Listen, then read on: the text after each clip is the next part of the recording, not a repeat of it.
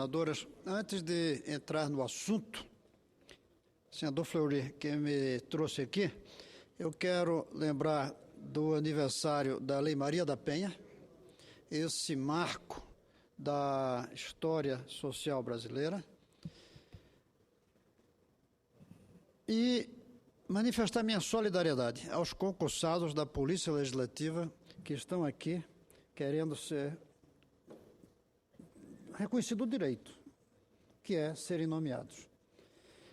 Cada dia chega aqui um grupo de jovens que passaram em concurso, o que não é fácil passar em concurso, a disputa é muito grande e que depois de todos os trâmites não consegue ser nomeado. Eu quero manifestar meu apoio e espero que a direção dessa casa cumpra a nossa obrigação de contratar todos aqueles que foram aprovados e, além disso, que fizeram o curso necessário depois da aprovação. Quanto a Maria da Penha, eu queria dizer que, na minha campanha, meu caro conhecido antigo Odaci Soares, na minha campanha em 94, pela primeira vez, quando eu me afastei de ser professor da universidade e fui para a rua buscar voto, uma das coisas que mais me chocou ao caminhar casa por casa, buscando os votos, foi a quantidade de mulheres que me diziam sofrer violência. É uma coisa que me chocou profundamente, senador Fleury. Porque como eu ia nas tardes, nas manhãs, os homens estavam fora. Eram as mulheres que me recebiam e conversavam comigo. E eu descobri algo que eu não tinha conhecimento pleno, ao vivo, manifestado, a violência praticada por maridos, irmãos, filhos, netos e as mulheres sofrendo isso. A Lei Maria da Penha não existia então. Ela trouxe para o Brasil uma dignidade, uma decência, que é tratar bem as nossas mulheres. E eu espero que cada vez mais as mulheres que sofrem de violência manifestem, denunciem, para que aqueles que praticam esses atos covardes sejam punidos conforme a Lei Maria da Penha determina. Mas, senhor senador Rubem Figueiredo, eu vim falar hoje aqui de algo extremamente positivo que aconteceu nessas poucas horas de esforço concentrado que nós tivemos. Foi a aprovação na Comissão de Educação de uma proposta minha de que façamos um plebiscito para debater o financiamento da educação de base no Brasil. Eu nem tomo posição lá como é que eu defendo, mas eu vou dizer aqui. Eu quero apenas, por enquanto, um plebiscito, para que a gente possa debater, discutir, para não ouvir coisas, por exemplo, como de onde vem o dinheiro. No plebiscito vai se discutir de onde vem o dinheiro. Como hoje mesmo de manhã, numa entrevista, as pessoas dizendo, mas o governo federal, se houver federação, não tem dinheiro. Primeiro, a gente não tem que pensar governo federal, municipal, tem que pensar o Brasil, a União, a nação. Aí depois a gente vê como é que se distribui isso. E se a gente quer igualdade, tem que ser federal.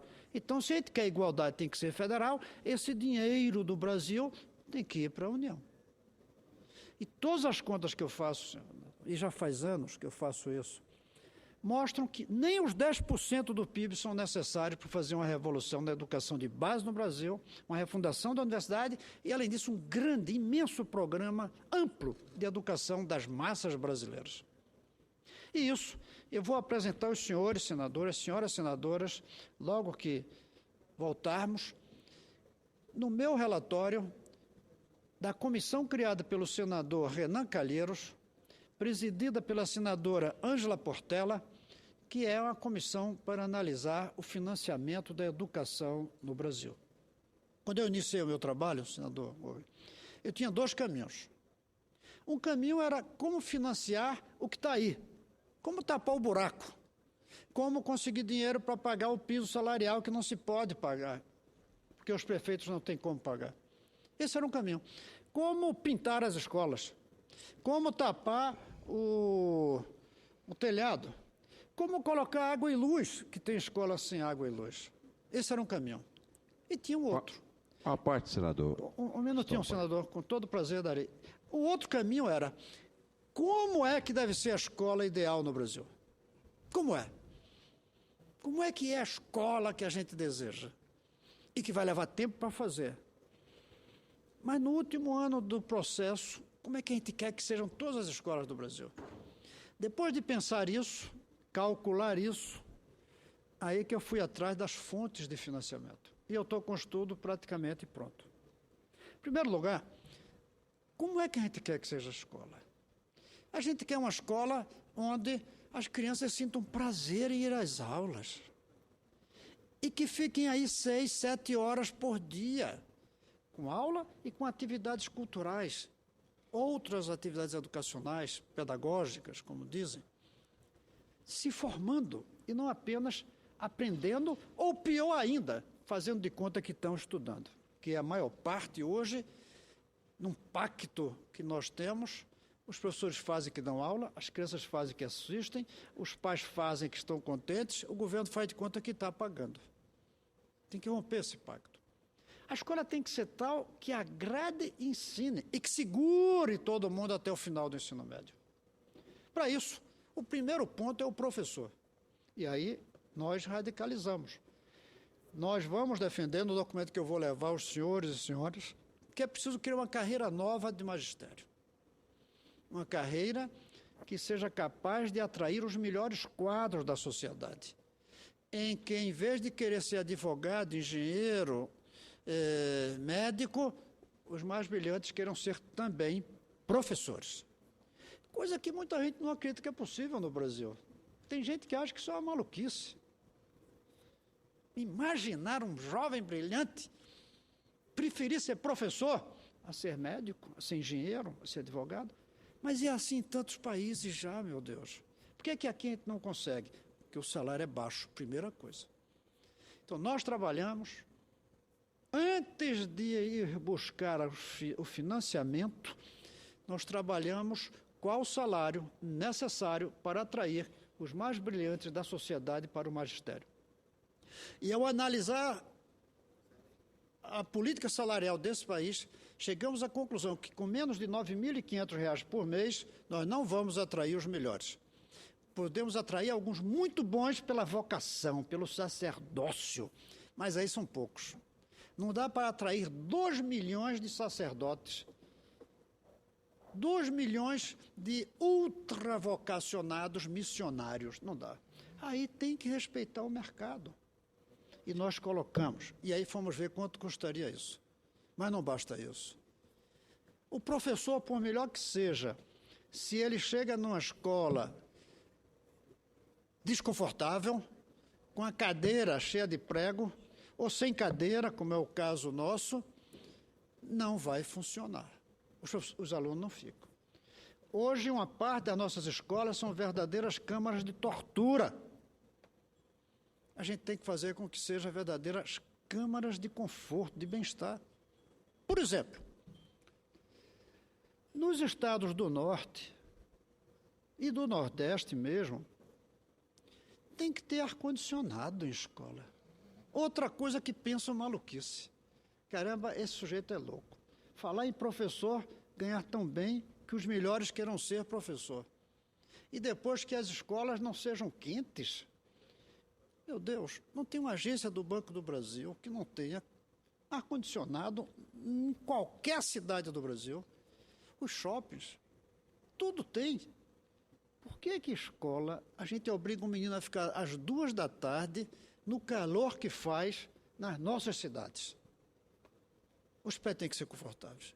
E tem que ter equipamentos capazes de satisfazer as crianças. Eu disse que as salas de aula hoje são torturas. Câmara de tortura. Vou dizer outra coisa. Quadro negro é um pau de arara. O quadro negro, o sofrimento de uma criança para aprender no quadro negro é coisa de pau de arara. Senador, ontem eu vi pelo Jornal Nacional um filmezinho mostrando um cometa filmado de uma nave espacial chamada Rosetta. As crianças viram isso. Aí no outro dia chegam na escola, se tiver aula, O professor pega um quadro negro, faz um pontinho branco e diz, isso é o Sol. Faz outro pontinho branco e diz, isso é a Terra. Faz uma roda e diz, isso é a órbita terrestre. Primeiro, a órbita não é uma roda. Segundo, o menino que viu um cometa fotografado, filmado, ao vivo quase, como é que vai assistir uma aula dessa?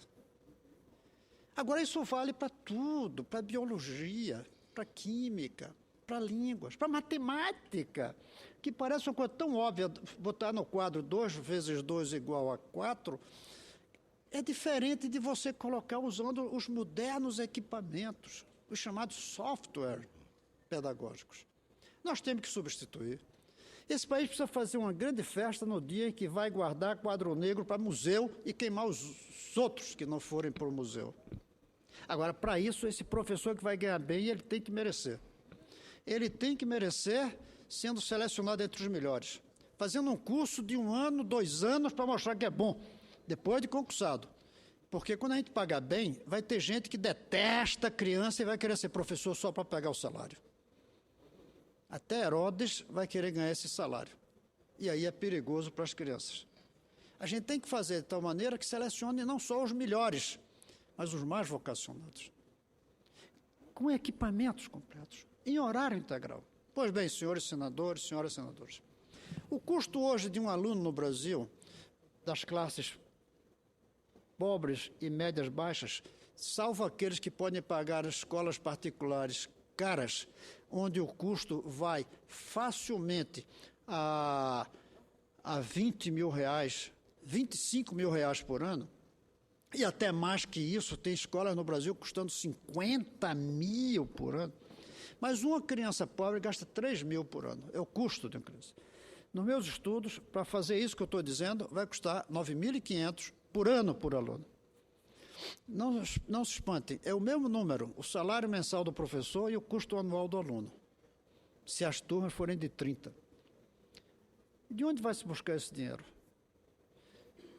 Eu podia dizer, dos 10% do PIB, porque isso que eu estou falando aqui vai custar só 6,4% do PIB.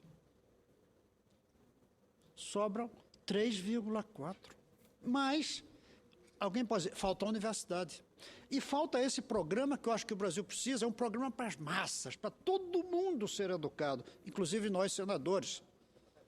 Um programa amplo de educação das massas. Somando tudo, universidade, educação de base, a evolução, tudo isso, vai custar 8,8%. Sobra 1,2% daqui a 20 anos. Supondo um crescimento do PIB de 2% ao ano, que é uma taxa conservadora na história do Brasil. Ou seja, quando dizem que falta dinheiro, eu digo, a gente vai devolver 94 bilhões dos 10% do PIB. Ou seja, sobra dinheiro, se a gente souber aplicar bem, conforme nós vamos apresentar nesse documento. Se não fizer isso, nós não temos futuro. Não temos. Nós não temos futuro, como, por exemplo, ontem, em um só dia, aqui na capital do Brasil, 2 coisas que eu vi. Uma na televisão, no Bom Dia Brasil, mostrando que uma cidade do entorno, que é como se fosse Brasília, fez um concurso, publicou um edital para contratação, para fazer concurso de professor, pagando R$800 por mês. Metade do piso. Veja que coisa absurda. A lei, que eu sou autor dessa lei, o presidente Lula sancionou, e eu só consegui fazer esse projeto passar, porque o governo do presidente Lula quis, e o ministro deu apoio, Fernando Haddad, mas está aí a lei do piso. Pois bem, uma prefeitura abre um concurso pagando menos do que a lei manda. Se fosse contratar um pedreiro pagando menos do que o salário mínimo, o prefeito ia preso. Mas pagando metade do salário do professor, está aí. Ninguém vê problema nisso. Essa é uma coisa. A outra, senador Rubem, eu não sou candidato, mas não estou em casa. Eu estou atrás de voto para aqueles que eu escolhi apoiar aqui no Distrito Federal. E ontem teve um evento em apoio aos meus candidatos. Quando eu fui saindo do evento, já eram umas 11 horas da noite, um jovem, vestido de paletó e gravata, me chamou no canto e disse: "O que é que o senhor acha?" Eu disse: "De quê?" Ele disse: "Eu sou professor de literatura e estou tendo de fazer aqui um bico como segurança nesse evento. Não tem futuro. Nessa proposta que eu estou fazendo, o professor vai ganhar bem, mas ele vai ter que ter dedicação exclusiva. Ele não pode ganhar R$1 fora daquilo ali. E segundo, ele vai ter que submeter a avaliações periódicas. Não dá para ter estabilidade plena. A estabilidade é para que o governador, o prefeito, o presidente não possa demiti-lo. Mas se ele demonstra que não é capaz, que não está se dedicando, tem que dar lugar para outro. Tudo isso vai fazer quase impossível levar adiante essa proposta. Eu sei disso. Tive debatendo essa proposta recentemente na Unesco, senador Rubem, e uma profissional da Unesco perguntou se eu achava que isso daí ia ser viável rapidamente. Eu disse: não acho. Ela perguntou: por que você está fazendo isso? Eu disse: porque é minha obrigação, é minha missão, é meu papel, e eu gosto de fazer. E eu até perguntei para ela, brincando: você só namora para ter filho? Eu sou capaz de fazer um documento desse sabendo das dificuldades dos sindicatos contra, dos prefeitos contra, porque para eles vai ser uma grande vantagem, porque esse dinheiro vai sair da União. Mas eles vão perder o direito de nomear diretor. Eles vão perder o direito de colocar uma vaga numa escola melhor para o filho, o primo, o amigo do amigo dele. Então, eles não vão querer. E o prestígio de ter um secretário da Educação, ou secretária da Educação. Então, muita gente vai ser contra. Mas eu espero que, ao apresentar esse documento aqui, logo que termine esse recesso branco que nós estamos, eu apresentaria até na próxima semana, se fosse o caso, eu espero abrir um debate. E que esse debate aqui entre nós termine servindo como uma abertura do grande debate que eu espero que consigamos fazer num plebiscito nacional. Quando eu apresentei a proposta do plebiscito, eu imaginava que fosse da eleição de 2014. Óbvio que não é. Quem sabe a gente não faz em 2016. Um grande debate nesse país. Quem deve financiar a educação? Quem deve? Financiar o quê? Jogar dinheiro aí? Soltar dinheiro no quintal das escolas? Vira lama, na primeira chuva. E de onde vem o dinheiro? Eu espero que vamos dar essa contribuição na medida em que eu apresente o projeto à comissão, a senadora Ângela Portela, que é a primeira pessoa a receber como presidente, encaminha aos demais senadores e senadoras, e daí tragamos para cá, vamos debater no Fórum Senado, até que se possa debater no Fórum Nação inteira. Senador Rubem, esse é o que eu tinha que falar, mas eu quero passar a palavra para a parte do senador Fleury, que eu tenho certeza vai enriquecer a minha fala. Senador, como o senhor é o símbolo da educação nesse país, e eu aqui, desde que assumi, sou um homem do campo e quero ser a voz do campo, a zona rural dessa casa, eu tenho certeza que várias pessoas, milhares de pessoas que estão assistindo esse canal da TV Senado, que é muito ouvida no Brasil, no sertão, às vezes não reflete nem o que é plebiscito. Certo? E plebiscito é o meio mais legal, porque eles vão votar. Às vezes a palavra plebiscito, eles não entendem, mas ele irá votar, e sem, como eles estão acostumados às vezes com pesquisa, que dá a margem de 2% para cima, 2% para baixo, o plebiscito não. Eles vão falar o que eles querem. Como o homem do campo, o homem do interior, não teve a finalização do pronunciamento de Vossa Excelência, o estudo, e os quadros negros ainda são todos com giz, ou a grande maioria, que a professora às vezes tem que pedir um aluno para ir lá bater para apagar, porque as escolas ainda não conseguiram colocar as telas, o meio de comunicação mais fácil, certo? Eu acho muito importante essa intervenção para o pessoal que mora no sertão saber que o plebiscito ele está falando o que ele quer, certo? E eu tenho certeza que o plebiscito não tem margem de enganação. É isso que eu queria fazer minha intervenção, porque o senhor é o símbolo da educação desse país. Se os governantes ouvissem o senhor, nós estaríamos noutra situação de ensino e de educação nesse país, porque o melhor para a educação é, sem dúvida nenhuma, o ensino. Muito obrigado pela parte. Eu que agradeço, senador. Eu quero dizer que hoje aqui o educador foi o senhor, ao mostrar ao povo a importância do plebiscito, de ouvir o povo, até de explicar o que é o plebiscito para o povo. Por isso eu agradeço muito o senhor à parte, que fica incorporado ao meu discurso. E, senador Rubem, ainda vamos discutir muito isso. E eu espero que o senhor esteja aqui conosco nesses próximos meses, ajudando a debater isso, porque o senhor daqui é talvez o que mais tem manifestado junto a mim seu apoio à ideia da federalização. Muito obrigado. Senador Cristóvão Buarque, eu sou um soldado de Vossa Excelência. Defendo intransigentemente o ponto de vista que Vossa Excelência defende. Sou integralmente pela federalização do ensino fundamental. E outro dia eu manifestei a Vossa Excelência, através de um relato das minhas viagens que tenho feito aqui nesses dias de campanha eleitoral. Eu conversei pelo menos com 6 prefeitos de pequenas cidades, chamadas cidades rurais, tão bem conhecidas pelo senador Fleury. Em todas elas, o prefeito manifestou-se favorável à federalização do ensino.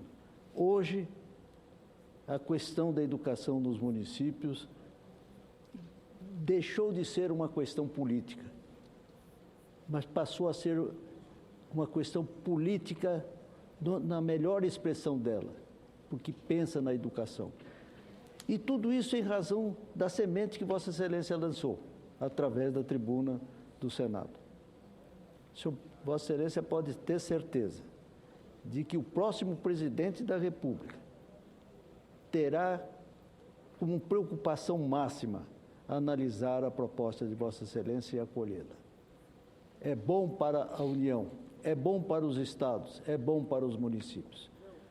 Vossa Excelência pode estar certo de que a sua ideia, a sua pregação está sendo motivo de preocupação de todos os homens responsáveis desse país. Meus cumprimentos a Vossa Excelência. Muito obrigado, senador. Eu aproveito para dizer, eu gostaria, não é nem que um candidato a presidente defendesse federalização, porque parece uma coisa imposta, senador Daci. Eu gostaria que um candidato a presidente chegasse na televisão e dissesse: senhores prefeitos, o meu governo adotará as escolas das cidades cujos prefeitos me disserem que não têm condições de dar uma boa educação para suas crianças.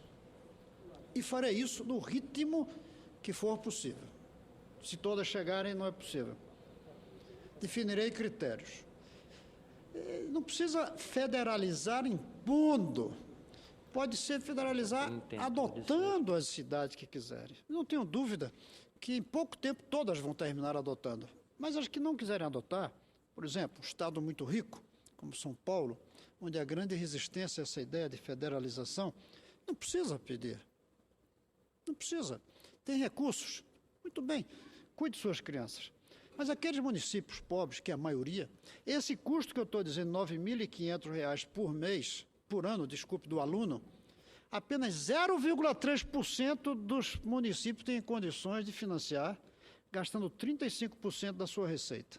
Ou seja, só 0,3%, são 350, se eu não me engano, têm condições de garantir R$ 9.500 por ano dos seus alunos, gastando 35% da sua receita. Então, não tem condições, eles peçam ao governo federal. E o governo federal diga, eu adotarei na velocidade que for possível. O governo federal não fez esse belíssimo programa que desde o primeiro instante eu defendi aqui, chamado Mais Médicos, que está fazendo uma revolução no atendimento da saúde no Brasil, fez. Por que não faz mais escolas? Mais professor não dá. Não adianta mais professor, sobretudo buscar no exterior não dá. Mas mais escola. Do jeito que o governo leva médicos para a cidade, leve escolas para a cidade, a escola inteirinha, com os professores, com os novos equipamentos, tudo isso.